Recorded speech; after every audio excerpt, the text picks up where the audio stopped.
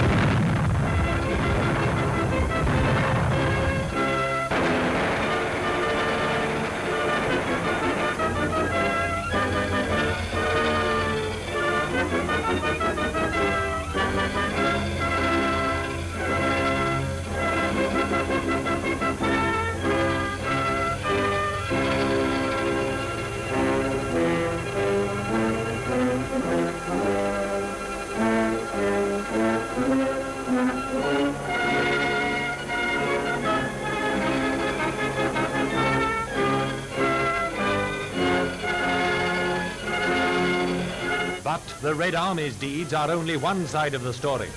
Another army was at work behind the enemy lines, elusive, matching the Huns' brute force with cunning. The Russian guerrillas gave their enemy no respite from battle.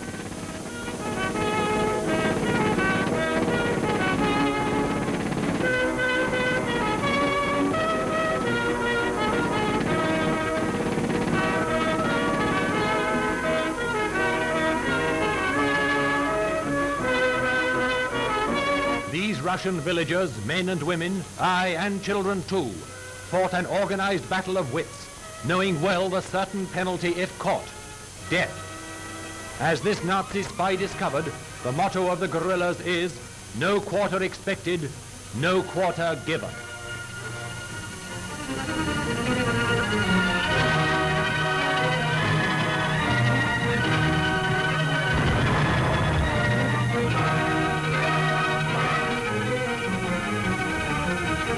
The deeds of these simple country folk who choose grimly to die fighting rather than submit to the invader will rank high in the roll of honor when the full story of the war comes to be written.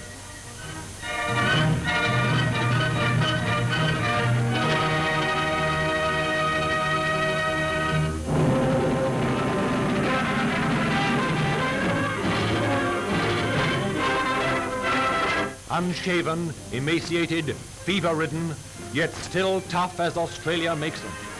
These are some of the troops who beat the Japanese at their own game in the steaming jungles of Papua. How they fought that long, grueling struggle through swamps, over mountains, in almost impassable jungle is an epic of human endurance.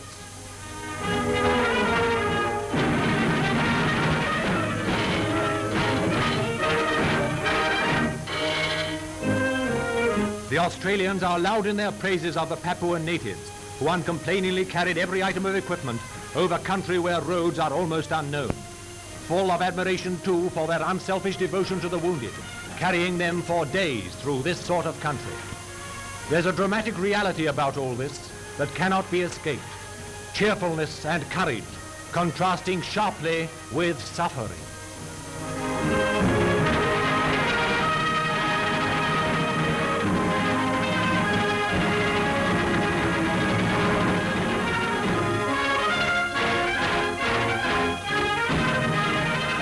Rain sheeting down every day, monotonously from the sultry tropic skies, turning everything to a sea of mud.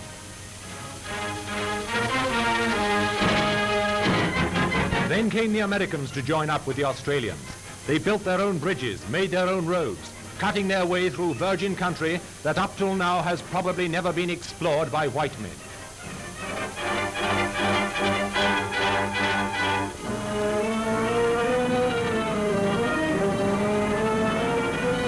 Much of the urgent supplies were dropped from Douglas transport planes flown by men of the Royal Australian Air Force.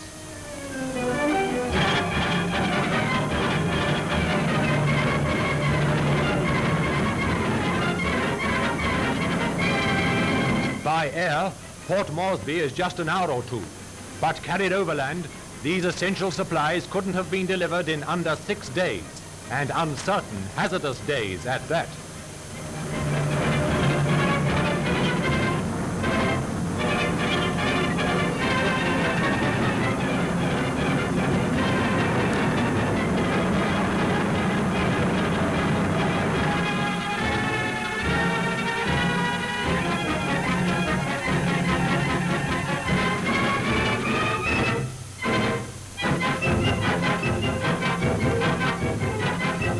Fresh troops of the AIF, with splendid battle records won in the deserts of the Middle East. Here, in the streaming forests of Papua, they had to learn very different tactics. Here it was a cat-and-mouse game against the wily Japanese, who fought back bitterly every inch of the way.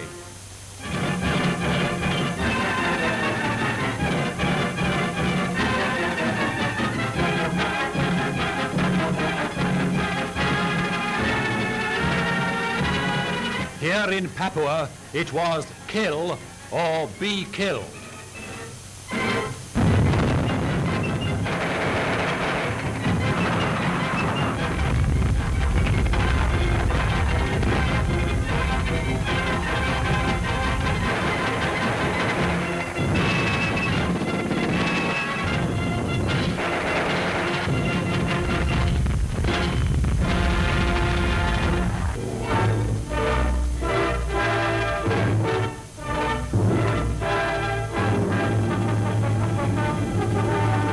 Rapidly following on the momentous conference at Casablanca came the news of Mr. Churchill's flying visit to Turkey, accompanied by prominent statesmen and leaders of the fighting services.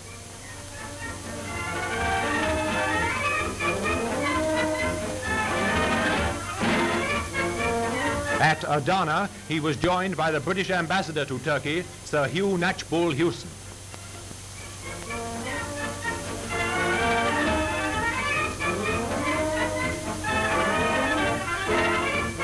Britain's Prime Minister had come to Adana for discussions of first importance to both Turkey and the United Nations, for all of whom Winston Churchill was empowered to speak.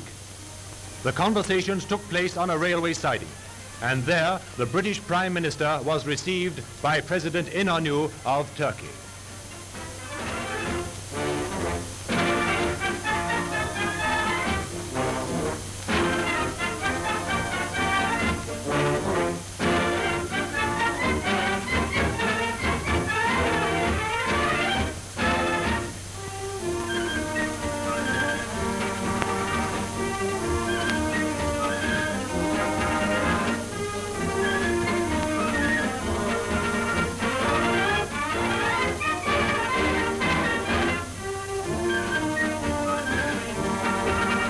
Turkey has never disguised her resolve to resist with all her power aggression from any quarter.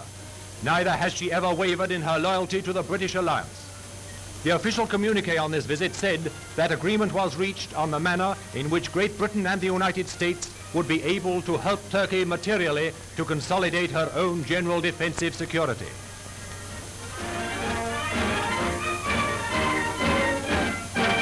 Adana has strengthened Turkey's resolves and has set the seal upon her security for the duration of the war and in the peace to follow.